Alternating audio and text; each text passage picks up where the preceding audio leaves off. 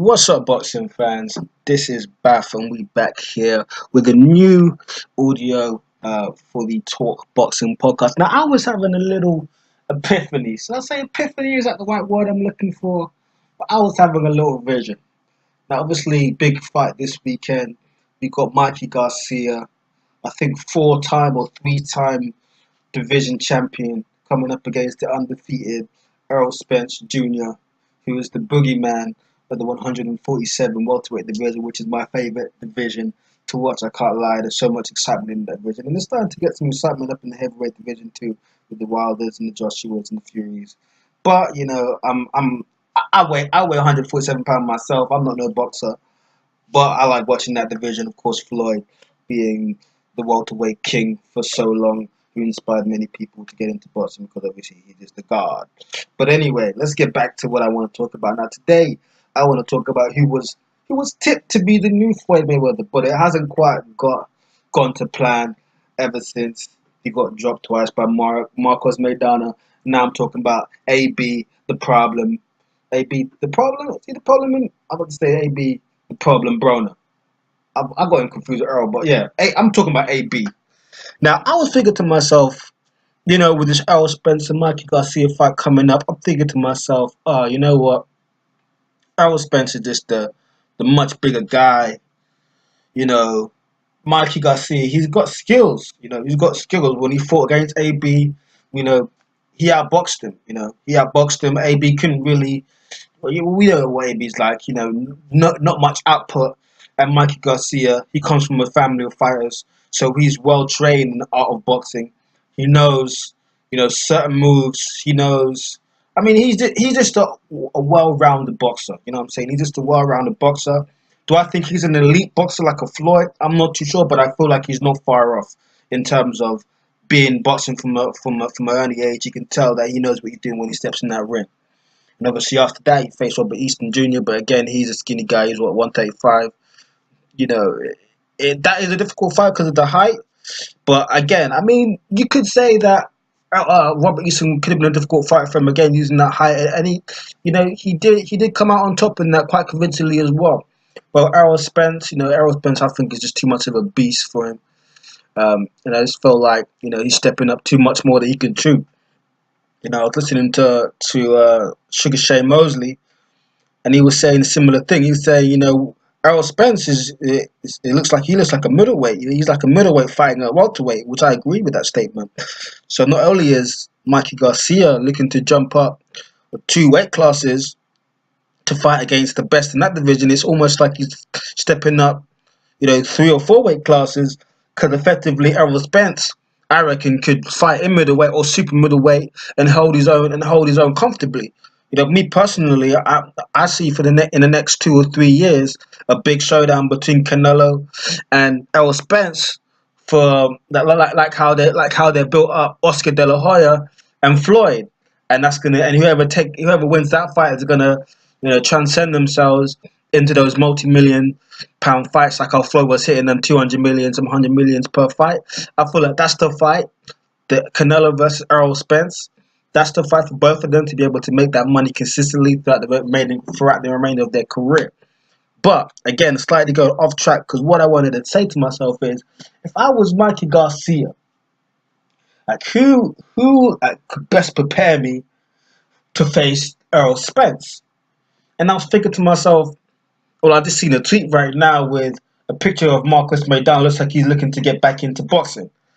Now I'm thinking to myself, if anybody can prepare me for the power and what to expect is getting, because Errol Spence is a Kung Fu fight. He's not gonna dance around you, try to outbox you. That's what Mikey has to do. Mikey has to play the Floyd game and try to box and dance around the ring and try not to get hit, and try to just outwin Errol Spence on points, because he's not going to knock Errol Spence out. He must know he's not going to knock Errol Spence out. And Errol Spence is just going to come forward.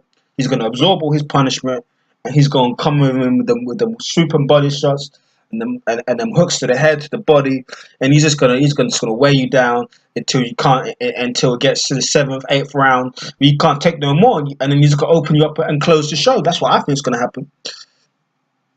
But I'm thinking, who can best prepare Mikey to absorb this type of punishment. I'm thinking, obviously, Robert Garcia, his brother, his trainer, Marcos Maidana was a client of Robert Garcia when he fought against Adrien Broner. So I'm thinking to myself, if anybody can best prepare him for Errol Spence, it's gotta be Marcos Maidana.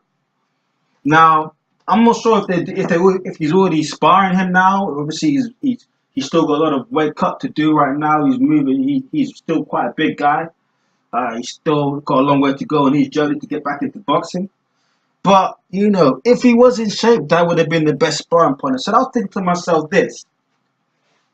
I was thinking to myself, now if Marcos Maidana was to come back into the 147-pound division, if that's the weight he wants to come in at, maybe he might go to 154. And fight there, or become a middleweight, super middleweight, maybe challenge Canelo and get in that Triple G Canelo action and try and make a name for himself up there. Or he might just come back down to where he left off at 147, as that is still a huge division. You still got Keith Thurman in there. We've got Terence Crawford in there. We got Sean Porter in there. We got Errol Spence in there. We got Danny Garcia in there. We still got Adrien if he still wants to fight at 147, which I recommend him not do, in there as well.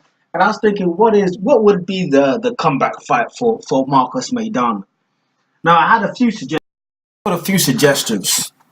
Now I was thinking maybe, he does come back, he goes straight to the top. Maybe he fights, someone like a Sean Porter, or maybe even a Keith Thurman. Maybe not go straight up against Errol Spence, even though if Errol Spence does beat Mikey Garcia, which he probably will, that would be a good sort of avenge fight to avenge, of course, someone from his camp who just lost, sort of like picking on a little brother. Now come pick on someone your own size, sort of. I can see the way they're selling that fight, but I still think that he needs a tune-up fight, as everyone's having these tune-up fights these days to get back in the shape.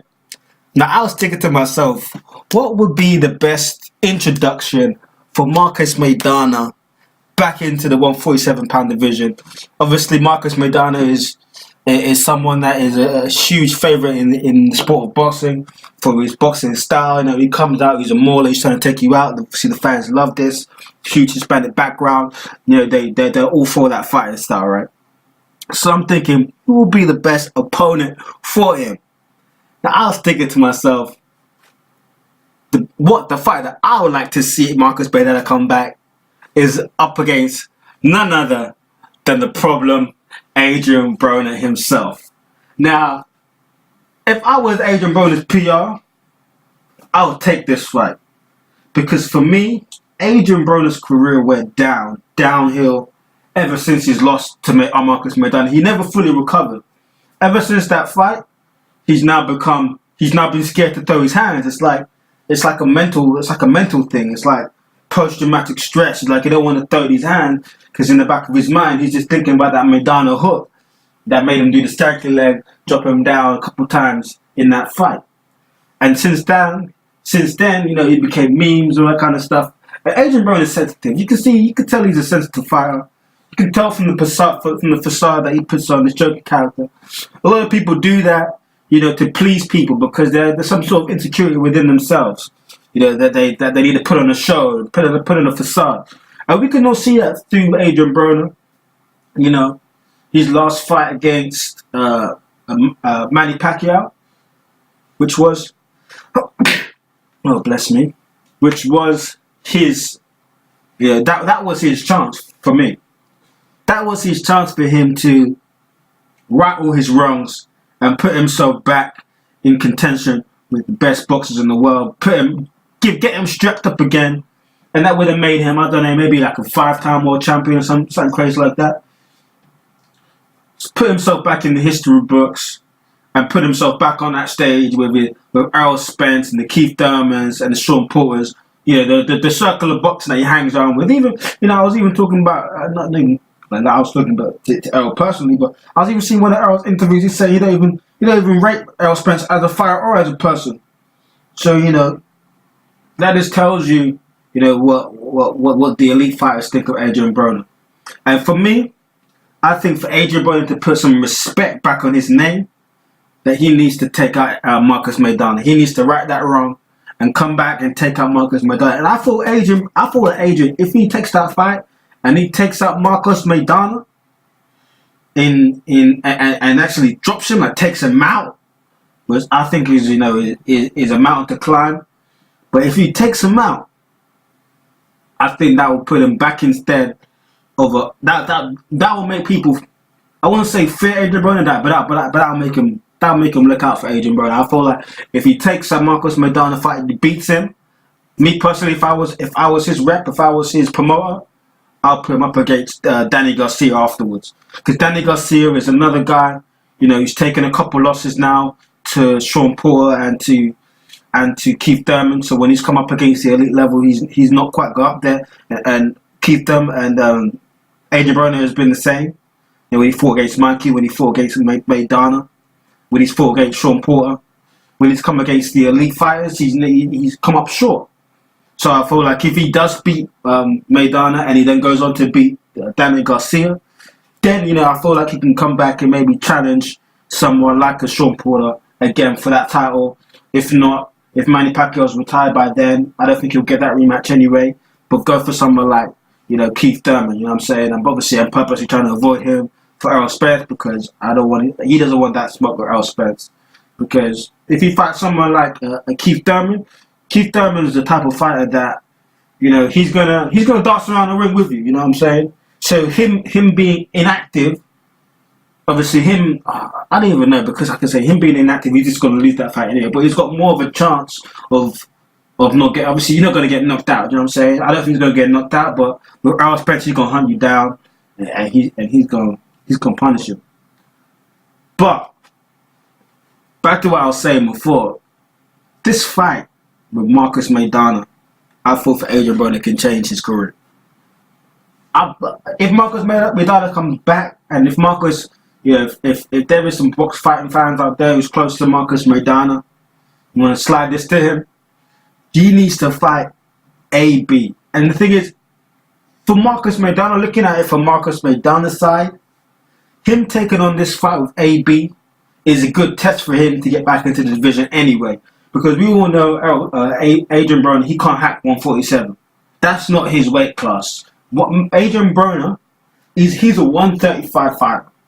He should be fighting with Tank. And the thing is, Adrien Broner, he's in a conundrum right now, because he can fight at 147 and get his ass whipped by everybody in that division. Okay, obviously he already got his ass whipped by Sean Porter. He'll get his ass whipped by Keith Thurman. He'll get his ass whooped. He'll get his ass whooped real bad, probably retire if he faced Errol Spence. Against Danny Garcia, I'd like to see that fight, but I think he might even get his ass whooped there as well. Obviously, Manny Pacquiao, he already got his ass whooped by him. He got his ass whooped by Mikey Garcia. Mikey Garcia's a 135, coming up to 140, even this jump up to weight class, but he's a 135 fighter. And so, for me, I feel like there's a catch-22, because if he even goes down to 135, we got that, he's got that young, hungry Tank, Gervonta Davis, Tank in his camp, who's his own fighter, that was looking up to AB, who wanted to be like AB, come to his camp, and AB took him under his wing, and obviously later on signed to Floyd. Can you imagine you bringing in this young boy, and now he whipping your ass too? You're just a pinata for the whole boxing career, for the whole boxing people to come just whip your ass for fun. Like, this must be going through his head right now, and that's why you see me on his Instagram all day. He ain't training. He don't look like he's focused. He don't look like shit, man. I've taken about 4 or 5 losses now on my resume. These people think I'm a joke out here. People say they don't respect me as a fighter. I need to, if they ain't gonna respect me, I'm gonna take my respect. I'm gonna be in this gym. We go hit the drawing board. They say I'm gonna throw my hands. I will throw my hands. He needs to come out of the woodwork. But instead, no, he's flowing his cash that he won from his thing, putting it on these strippers, talking about he's doing this for the hood, all that shit. It's some bullshit. And you know what? I hope AB hears this as well, because I was a huge fan of AB. Predominant word being was. Back in the days when AB was coming up, I like the flashiness. I like how he would let his hands go. And I was watching a another YouTube clip. I forgot what the guy's name was, but he broke it down. He broke AB's story down so well. And he said that Adrien Broner, he's a bully. He's a bully as a boxer. He only lets his hands go against the smaller guys. He will not let his hands go against the bigger guys through fear of being embarrassed in that ring, of being dropped in that ring. And I feel that theory is correct. And that's why my advice to Adrien Broner is to go back to 130. I would even say 130. Not even 135. I would even say go to 130. And let's be a bully again. Bully these guys. Let your hands go. Get back into the mental frame that, you've got a good skill set and that people need to fear you. Because I don't feel like he goes into the ring thinking that, I'm a much better fighter than he is. I think like he goes into the ring thinking, shit, this guy's a good fighter. Maybe he's just as good as me. I'm not too sure if I can win, but I'm not going to be a punk and let this guy drop me. I think that's the mentality he goes into the ring with, and it shows in his boxing style. He's not really aggressive. He's counterpunching all the time. He's always second. He's always waiting for you to make your move so that he can react to it. He's not looking to make the first move and try to put you in a position to where he has to react to you and take control of the fight that way. He's not about that life no more. He's not about that life. And for me, I don't even know what people can do for him, because even his trainer, I remember watching one of his fights, I think 2 fights ago. I think it might have even been the Mikey fight, where the trainer was telling him, no, let your hands go. Let your hands go, I'm going to stop this fight. And he come out the ring and he wasn't really doing nothing. I think that was against the draw he had with Vargas.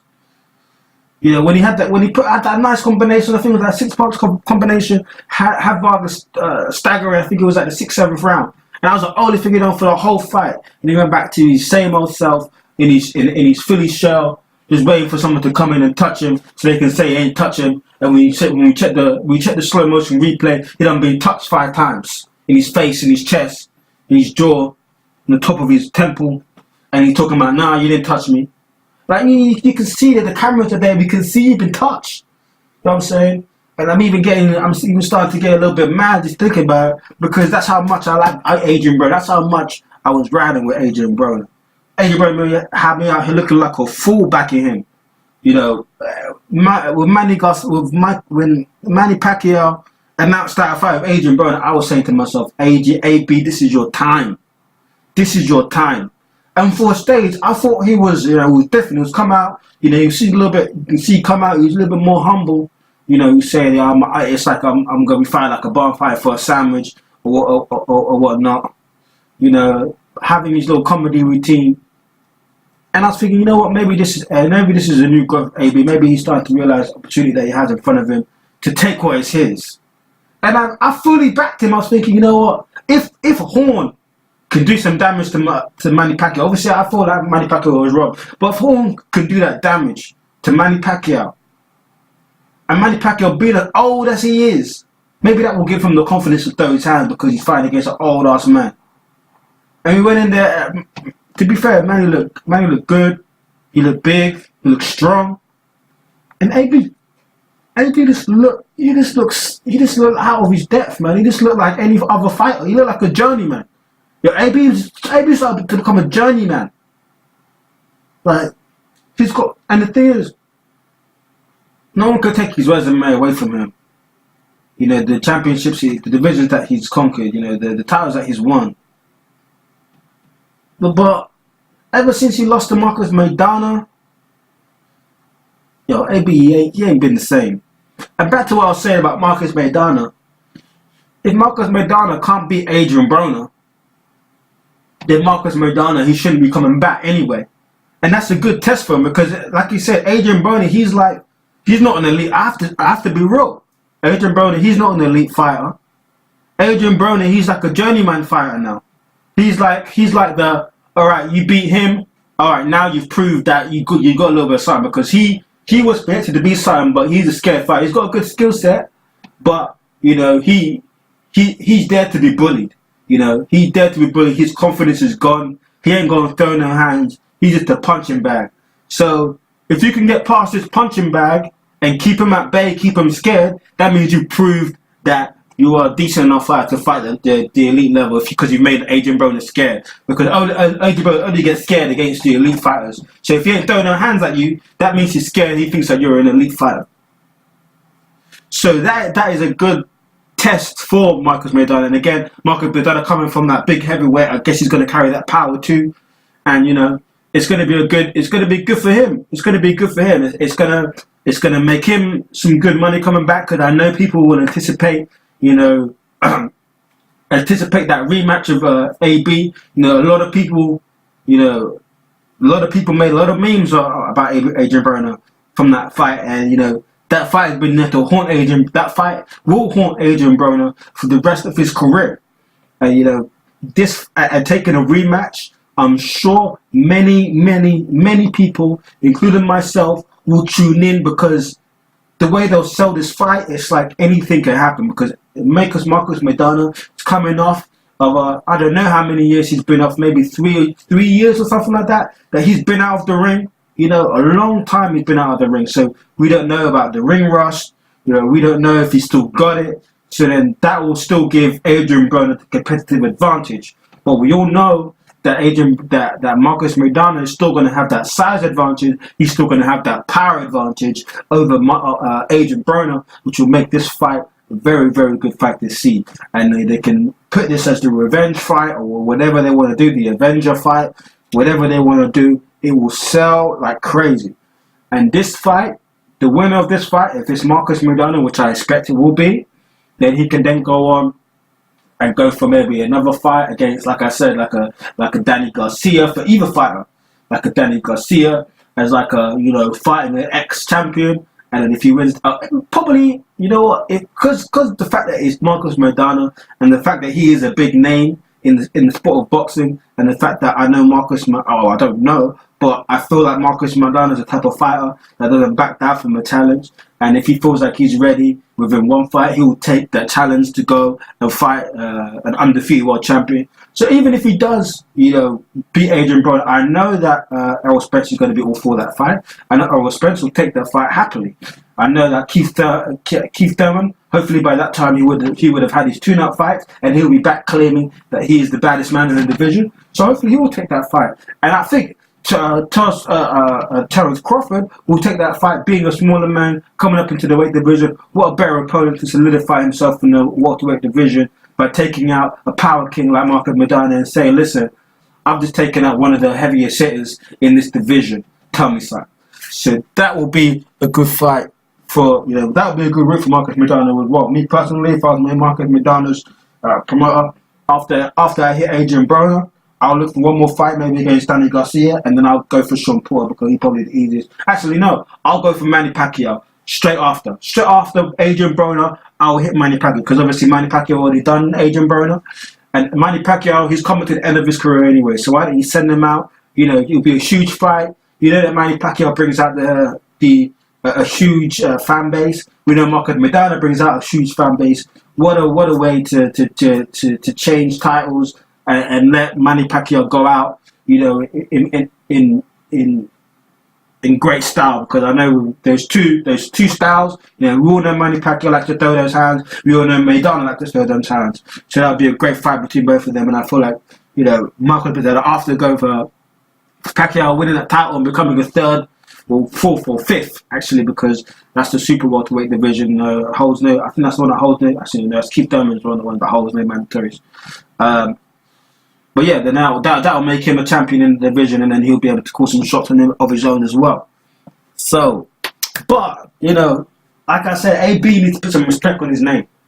AB needs to put some respect on his name, and for me, I feel like if Marcos Maidana comes back, I say AB needs to start calling him out from now. Make sure he gets that fight, because I don't know what AB's gonna do with his career right now. I don't know what he's going to do with his career. Like, he's one of my favorite fighters, AB.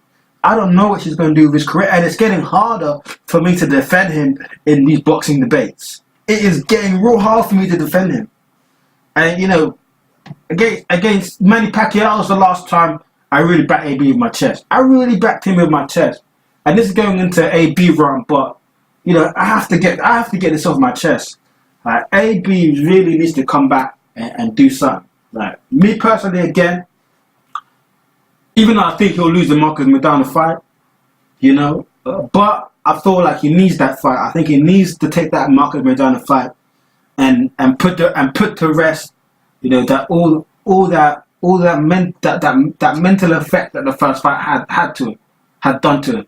He needs to clear that slate, and he needs to go back and he needs to clear that slate by taking on Maidana and not being no punk and throwing his hands. And Marcus Maidana's gonna make him throw his hands because Marcus Maidana's gonna maul him. Like, and I hope he does maul him and make him throw his hands. And then after that fight, you know, for me, AB, if he loses, he probably will. He's got two options. One, he goes to 135, becomes a champion there, and then retires. Or he just goes into a comedy sketch, and this becomes a stand-up comedian. Because, you know, Martin Lawrence wanted to be a boxer, and he went into stand-up comedy, so ain't no shame in the boxer converting to stand-up comedy. And you've already seen that, you know, he can be quite a funny guy, and people do like him. You know, sometimes he can be quite a likable character in terms of the jokes he busts. So, for me, 130, 135, whatever the division that Tank Davis is not in, because I know he doesn't want that embarrassment, go. So if Tank is 135, you go 130. If Tank is 130, you go 135. Obviously now Mikey Garcia is left there as well, and then you to become a champion there, or even take on what's his name, Lomachenko, because him and Lomachenko are pretty much the same size, pretty much fighting in the same weight. You know, natural weight. If I'm talking about natural weight, even though we know Adrien Broner fought at a bigger weight class, you know, go down and face Lomachenko. You know, he's a small guy. You know, and then if he beats Lomachenko, maybe he's still got a claim to say that he's still, you know, a top athlete in the boxing, in boxing. But anyway, we'll see what this guy does. We'll see what this guy does, and yeah, it's going to be an exciting weekend of boxing this weekend. Of course, we got Mikey Garcia. Taking on Errol Spence. Everybody is writing off Mikey Garcia. Me too. I am writing off Mikey Garcia. I feel like he's bitten off more than he can chew. If anything, you know, Mikey Garcia, he should have taken on Manny Pacquiao. That's the only guy that he could potentially beat, I feel, in the division. Other than that, he's not beating. For me, you know what? Keith Thurman would have been a. I'll say Keith Thurman and Manny Pacquiao would have been, you know, close, because with Keith Thurman, I don't know if Keith Thurman has still got that power to be able to really hurt Mikey Garcia. And I feel like Mikey Garcia is on par with Keith Thurman in the skills division. So I feel like that could be a very, very close fight. With Sean Porter as well, that could be a very, very close fight. But with Errol Spence, man, it's come on, bro. Next thing you know, he'll be taking on Anthony Joshua. You know, for me, Mikey Garcia facing Errol Spence is like Errol Spence facing Anthony Joshua or facing Deontay Wilder. It just doesn't make no sense. It doesn't make no sense.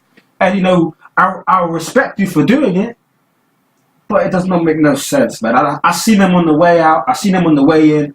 I'm seeing the size difference. I'm just saying to myself, oh, Mikey, Mikey, come on, man. Come on. It's too much.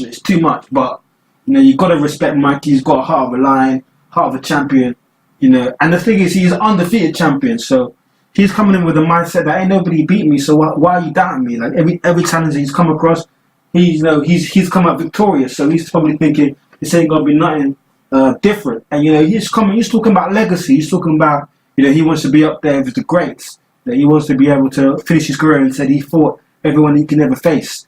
And you know, in the 135 division, he was walking it through. And it's like, listen, there ain't no challenge for me 135. So fuck it. There ain't no challenge for me 140 neither. I'm gonna come up to 147 and get myself a challenge. And you know, you gotta respect the man for that. You gotta respect him for that. And you know, I do respect him.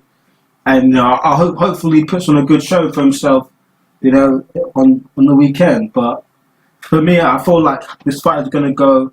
I feel like this is how the fight's gonna play out. I feel first round, Mikey Garcia's gonna be on his toes.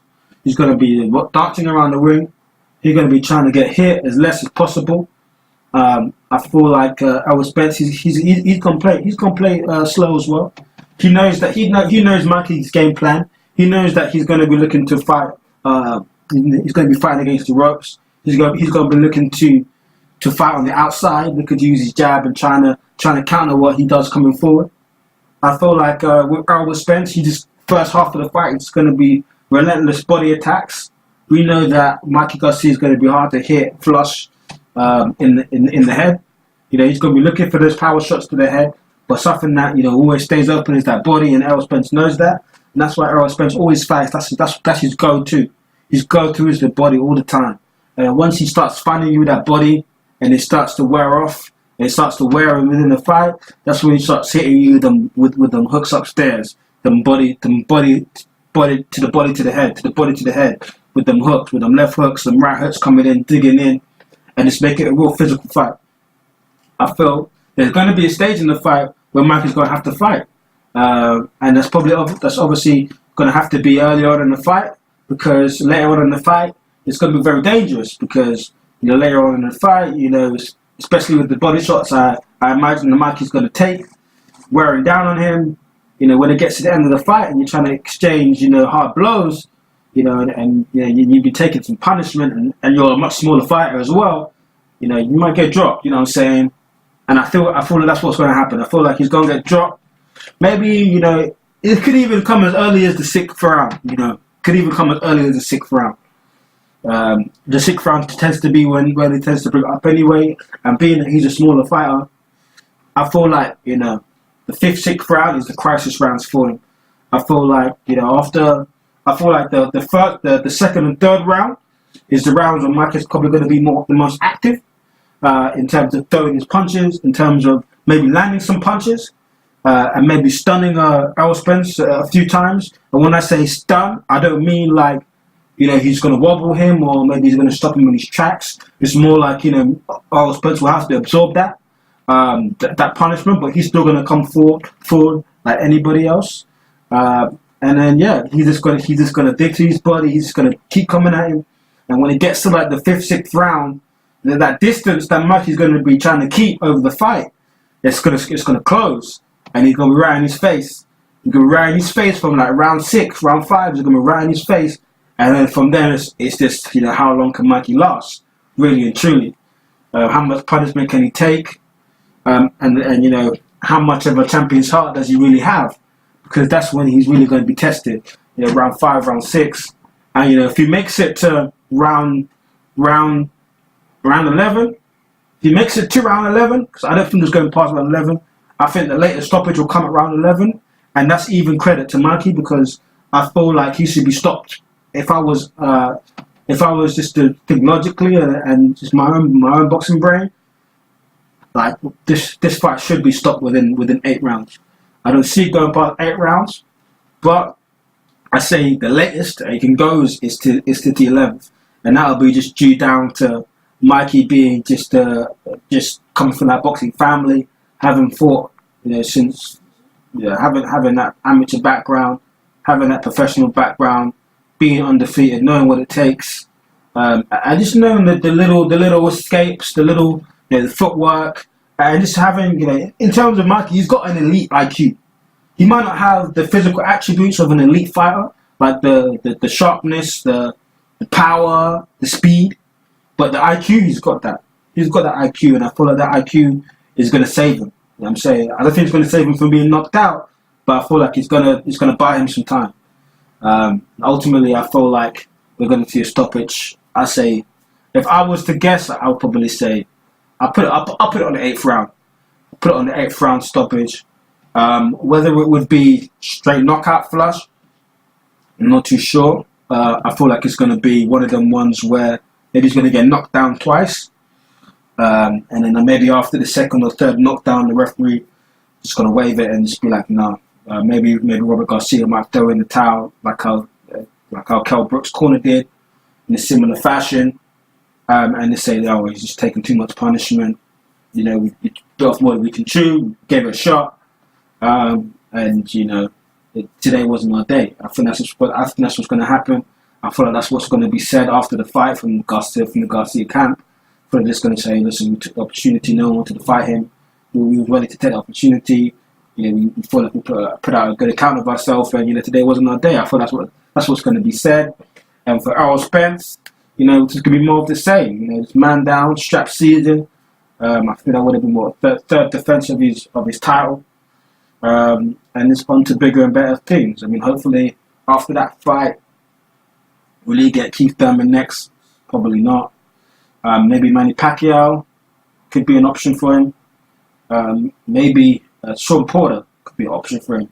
But I feel like Sean Porter just had a tough fight with Ugas, which I think was a close decision. I feel like maybe decision could have went either way. I think Ugas performed very well. Ugas could even fight Errol Spence next if Sean Porter doesn't take that fight, which I don't think he will. I thought after that fight with Ugas, Sean Porter wouldn't want to put himself back into a fight with someone much better than Ugas, Errol Spence, of course.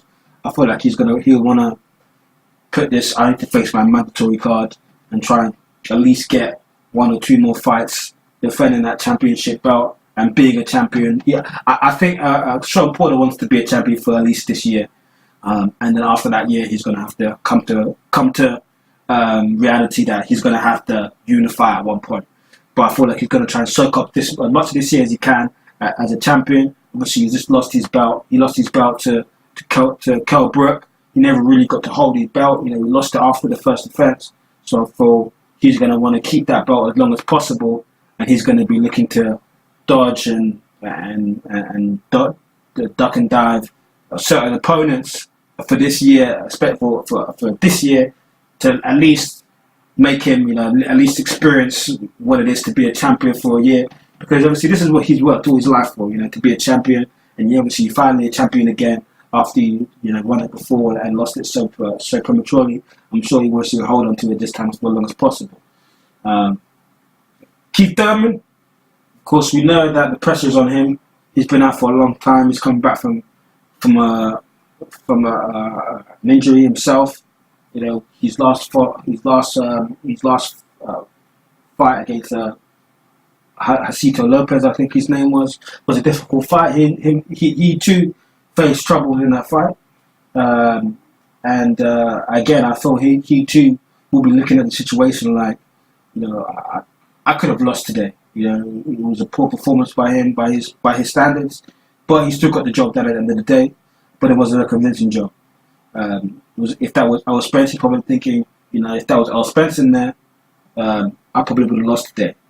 And he's probably thinking, maybe I need at least one more tune-up fight. I think he's probably going to try and go for 2, but I think the public maybe will allow him to have one more tune-up fight, and then he might try to, like he said, he's looking for an easier route.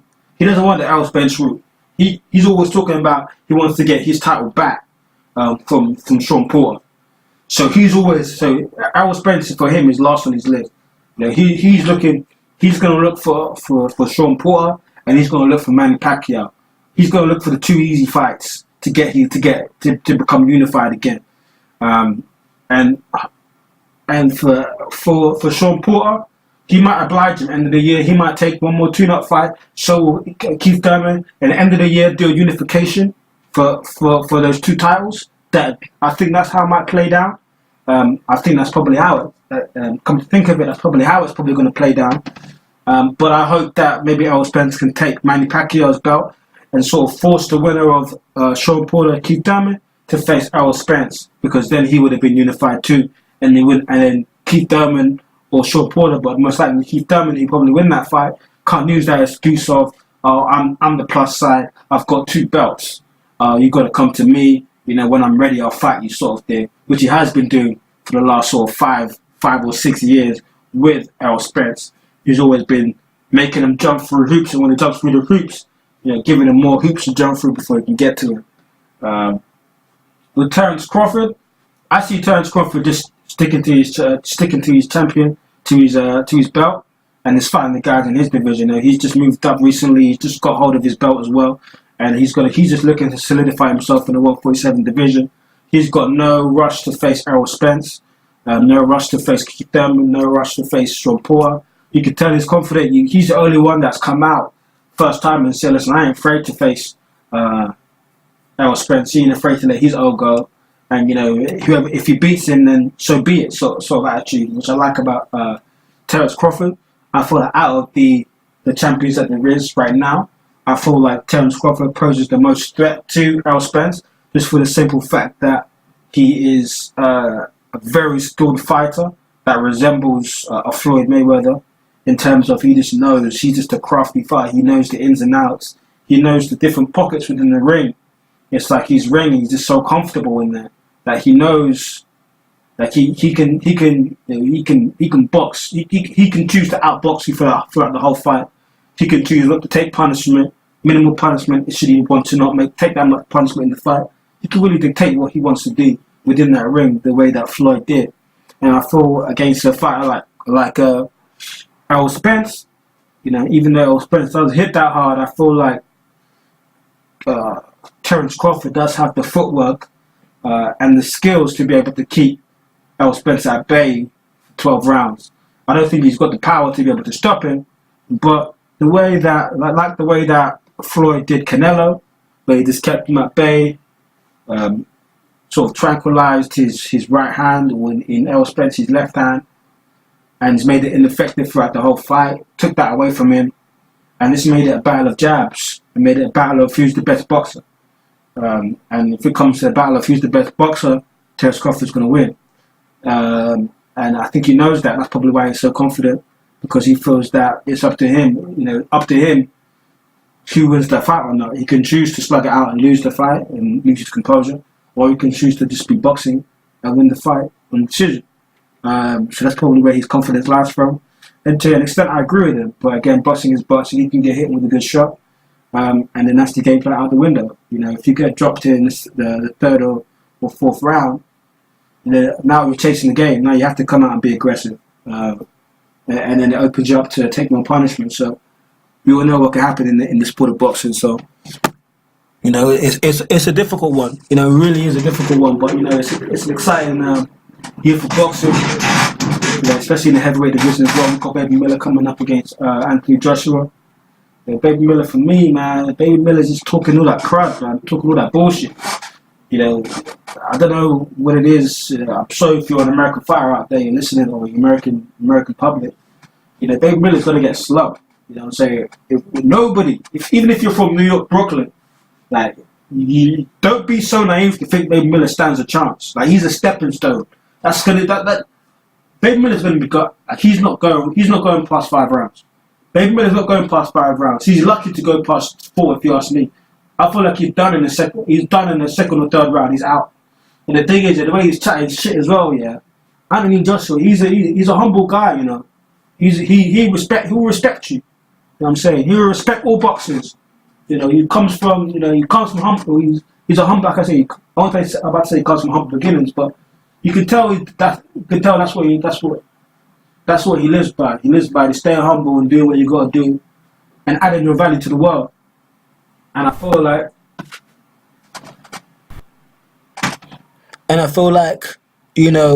Baby Miller coming out talking all this shit, getting all disrespectful, pushing him unnecessarily. Now it's just like, and the thing, Anthony Joshua knows that he's a much better fighter than him. He's doing him a favor by giving him this fight and putting money in his pocket, giving probably him his best payday he's ever experienced. And now he wants to come out here and chat shit. Did he not know what happened to his guy Brazil? Done the same thing. Done got his jaw spun in 4 or 5 rounds. Well, they even go 5. I think it was even 3rd round. He got his jaw spun. Did he not learn from his American brother's mistakes? He's chatting. He's just gonna make it worse for himself. And now it's just now it's become a bit personal. Now it's alright, you want to chat shit? Alright, cool. And I wouldn't blame him if he just takes him out 1st, 2nd round and just chat shit to him the whole fight. Just giving him them left hooks and just chatting shit to him the whole fight. And he's gonna manhandle him. He's gonna use his sides against him. He's gonna lean on him. He's gonna push him around the ring. All of that. And it's gonna be an early night for Baby Miller. Baby Miller ain't seen 12 rounds. Tell you that now. And if any of you boxing fans think different, let me know. We'll get on the betting app, and I'll give you some odds, and you can put your money down. And I'll take your money, easy, and we can play with how many you want to play with. Play with how many you want to play with. And the bet will be Dave Miller don't see 12 rounds. And I dare any of one of you to try bet against me on that, because that's easy work for AJ. But what's not going to be so easy work is Tyson Fury. Tyson Fury needs to come off his high horse and stop being like, I'm not making no deals because I'm on ESPN. Like, ESPN, even though they're a major outlet, it don't mean shit. It really don't mean shit, because how much money you generating for your fight?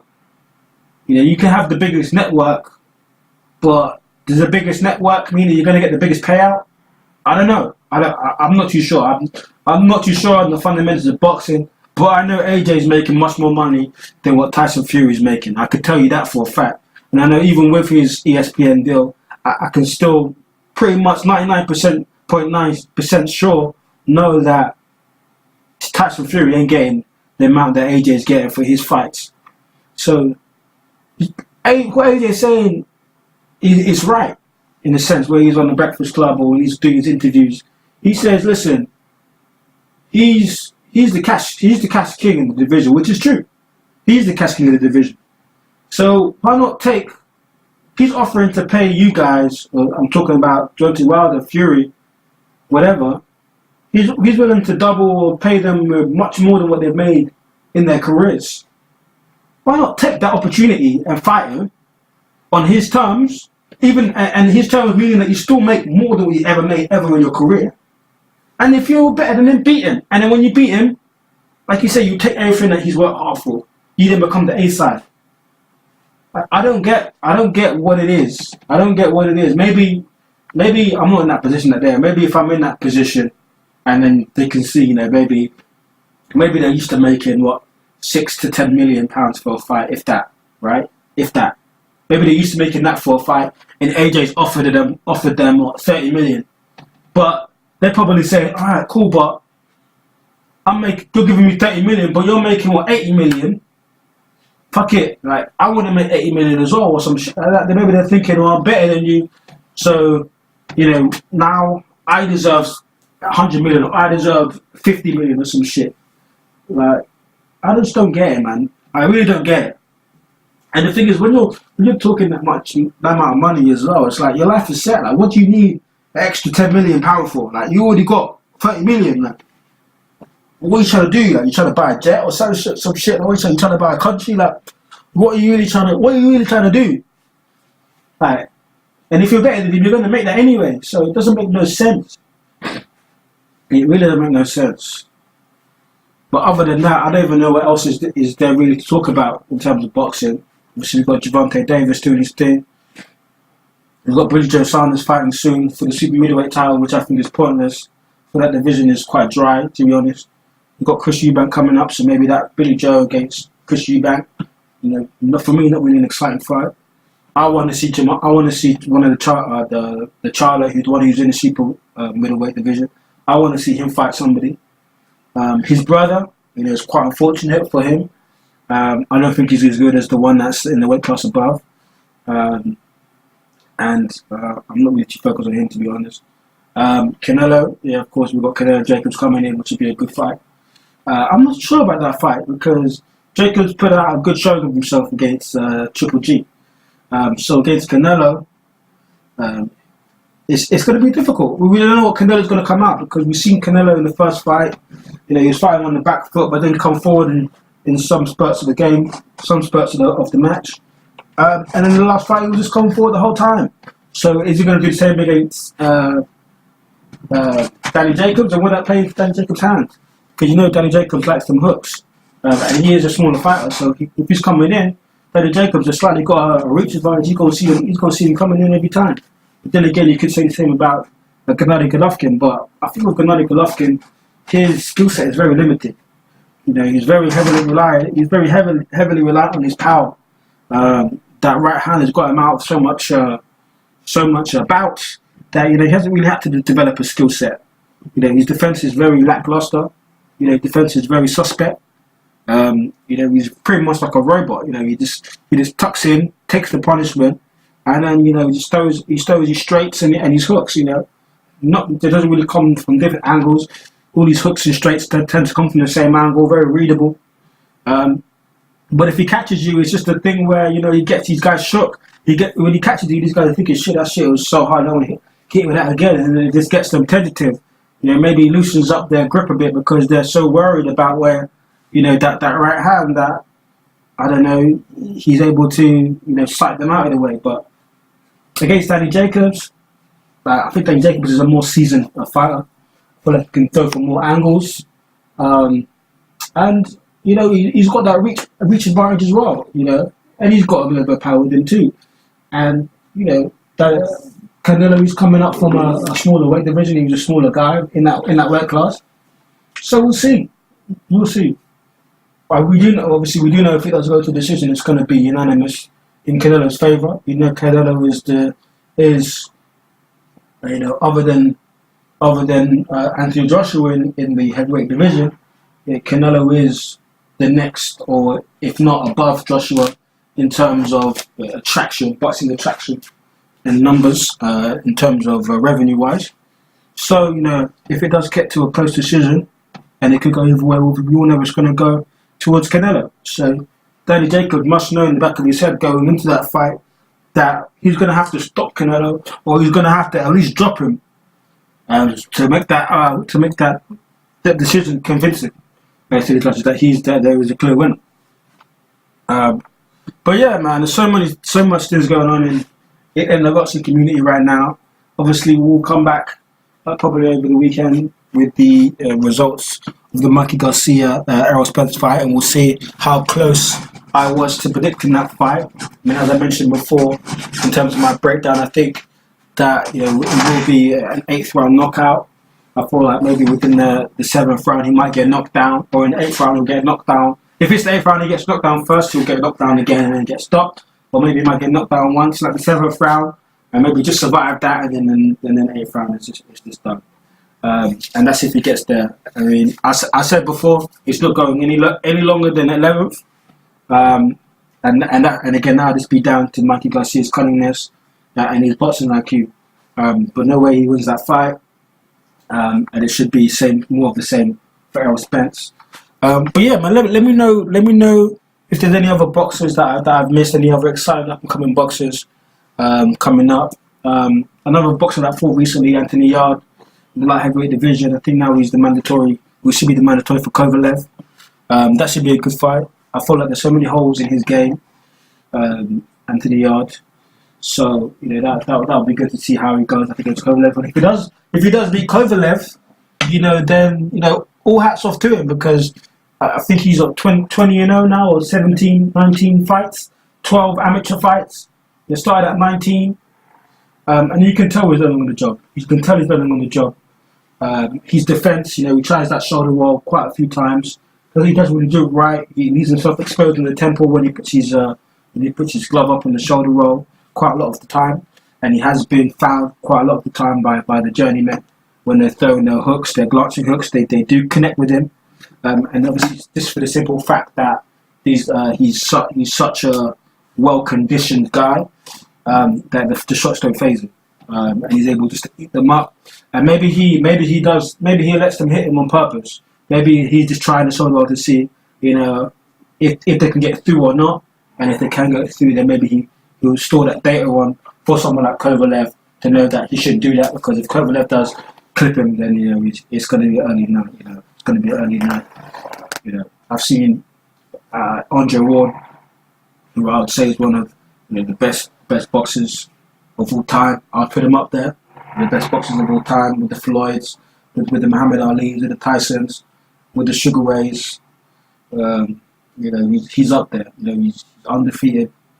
He beat everyone that was put up against him. And when the going got tough, he always stepped up to the challenge. So, and, you know, we all know that he got caught with that. I think it was that right from Kovalev, and that set him down. We see he come back to win the fight, but it was a difficult fight for him. And so, obviously, come up with a rematch to win it more convincingly, but, you know, the first one was quite a difficult fight for him. And we know that Kovalev was still in the game. He would have got more experience from then, learned a lot more from then as well. And obviously, Anthony Yarde coming up, that fight. That's a tremendous challenge. You know, similar to like what AJ done against Klitschko. You know, Klitschko was a seasoned veteran at the time. AJ was coming up. You know, hadn't really faced that challenge yet. People was expecting him to fall short. People were saying, you know, he doesn't have that much of an amateur background, even though he did win the Olympics. They could still see holes in his game. They said maybe Klitschko was a bit too seasoned for him, knew too much, had a bit higher boxing IQ, and that he would just be able to just see what Astros was doing, and would just be able to sort of score him in the ring, which didn't turn out to be the case. Of course, there was times when he did have the better of Anthony Joshua. Anthony Joshua came back, showed his resilience, showed the heart of a champion, and come back to win that and get the victory. And it's just to say, it's just the thing is, if Anthony Yarde could do the same, he's in a similar position, with Kovalev being a dominant champion like he was. Obviously taking that loss into consideration, but he's still a feared man in that division. He probably is the most feared man in that division now that Adrien Broner is gone. So in a similar fashion, Adrien Broner will need to step up, and if he is able to step up and beat Kovalev, then he should be able to then clear out that division, in my opinion, and solidify himself as lightweight, undisputed champion of the world. And then maybe even later on in his career, maybe 3-4 years down the line, if he does manage to take over that division, even though that would be difficult, because you do got some good fights coming up with Anthony Boswai, I think his name is. Great fighter, a limited amount of fights, but you can tell he comes from a good fighting stock. You can tell it's going to be a problem later on down the line. And you did have Anthony Sin, who I've seen a bit of coming up recently. But to be honest, I don't know too much of him. But doing some digging in, you can see he comes from a good boxing background as well. Obviously, he's moved down to super middleweight. I'm not too sure how he would fare in heavyweight anyway, even though he has got a good resume. I think he's undefeated too. But since seeing his last fight, I'm not too sure if he's big enough, to be honest. If he's big enough for that division. He's got the skills for it. It takes him quite a while to break down his fighters. But I don't know if he's able to deal with that power that the light heavyweight division has. But we'll see. That'll be a good fight. Anthony Yarde versus Kovalev. If I was to put money on it, of course I would want Anthony Yarde to win that fight. See, London born. I've got to go with the home fighter. But it's going to be a challenge for him. It's going to be really difficult. I'd be naive to say that the bookies will probably have Kovalev as a majority favourite. And if I was probably to put money on it, I'd probably have to bet on Kovalev too. But of course, it's a big climb for Anthony Yarde. And like I said, with AJ and Klitschko, they said the same thing about AJ. They said it was too soon. He needed more fights, and we all know what happened in the end of that bout too. So anything can happen. And loads of good fights coming up. And yeah. Again, if there's any fights, any other fights coming up that I've missed, that you guys want to discuss, that you guys want to talk about, or if you just have any comments on what I've discussed so far, if you have your own opinions, let me know. Break it down in the comments. I'm looking to be more interactive and start making videos or podcasts, or what you guys think. Maybe if you want me to break down some fighters for you, if you want me to do a bit more in-depth review on Mikey Garcia versus Errol Spence, or even other fights. Maybe other fights coming up. Maybe like Mikey Garcia versus Sean Porter. Maybe a Mikey Garcia, versus Keith Thurman. Maybe want me to break that down and see, what my thoughts are about that. Another fighter which I feel like needs a bit more credit as well is Dillian White. He's in heavyweight division. I'd like to see him fight either Deontay Wilder or Tyson Fury. Me personally, I want to see him fight Deontay Wilder over Fury. I feel like Fury's just one of those. He's one of those boxers like a Floyd, like a Crawford, like a Ward, where he's been boxing from a kid. You know, he's been boxing early. His boxing IQ is up there, like a Mikey Garcia as well. You know, his boxing IQ is up there. He knows the ring better than anybody else. He knows what to do in certain situations, and he's comfortable in most scenarios in that ring. Nothing is new to him, which gives him a very, very strong competitive edge over all the fighters in the division. And that's why he's so confident, because he knows all these boxers that he's fighting, i.e. Wilder started when he was 19, Joshua started when he was 18, Dillian White started when he was like 19, 18 as well. So all these fighters started fighting when they was in their adolescent, late teens, early adulthood. So a lot of the things that they've learned is still sort of from the textbook. They're still having to remind themselves, all right, this is how I block this shot, this is how I block this shot. It's still a process that they have to process in their head. Whereas someone like Tyson Fury, someone like Floyd, someone like Ward, someone like Mikey, they've been doing it since they were kids, since they were young kids. So everything just comes natural to them. You're an English citizen, right? Or you're American, or you speak English. English is your first language. You go to France for 5 years, 6 years. You learn how to speak French, but you ain't going to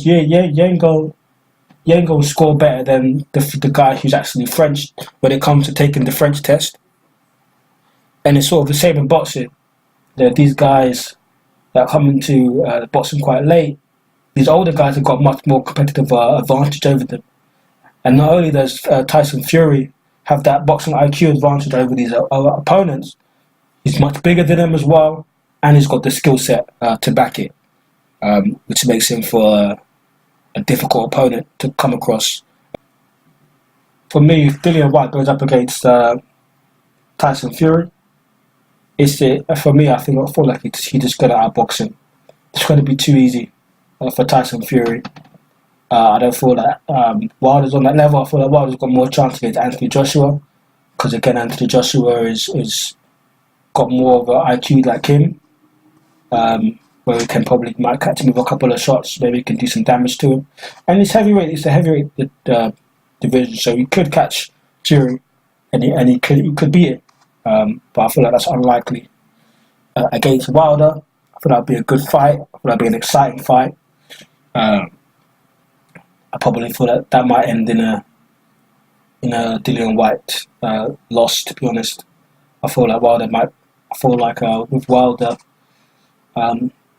he might just catch it. I think he will catch it, and when he does, I don't feel like Dillian White will be able to handle that. I feel like sometimes when Dillian White gets caught, he just goes into fight or flight mode, and for him, it's not flight, it's fight. So then he just comes out, and he's going to be looking to even the score by landing a big shot of his own. And for me, I think that will land him into more trouble, and that will land him into a knockout against him. So that's how I thought that will plan out. But again, I mean, if there's any other fighters you want me to compare, I'm more than happy to do a deep analysis on that.